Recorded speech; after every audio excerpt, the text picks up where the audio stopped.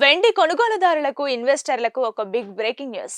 నిన్న మొన్నటి దాకా ఆకాశమే హద్దుగా రాకెట్ స్పీడ్ తో దూసుకెళ్లిన వెండి ధరలకు ఈ రోజు కాస్త బ్రేక్ పడింది.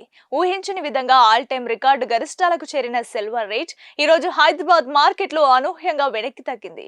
అసలు ఈ రోజు రేట్ ఎందుకు తగ్గింది? నిన్నటికి ఇప్పటికి ఎంత తేడా వచ్చింది? ఇప్పుడు కొనొచ్చా లేక ఇంకా తగ్గుతుందా? పూర్తి వివరాలు ఇప్పుడు చూద్దాం.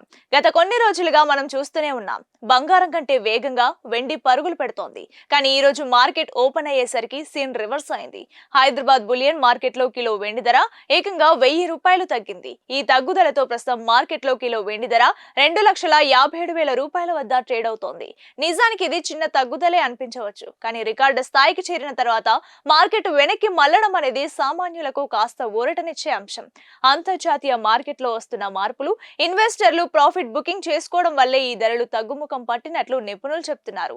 మరిన్ని సిల్వర్ అప్డేట్స్ కోసం మన ఛానల్ ని ఫాలో అవ్వండి.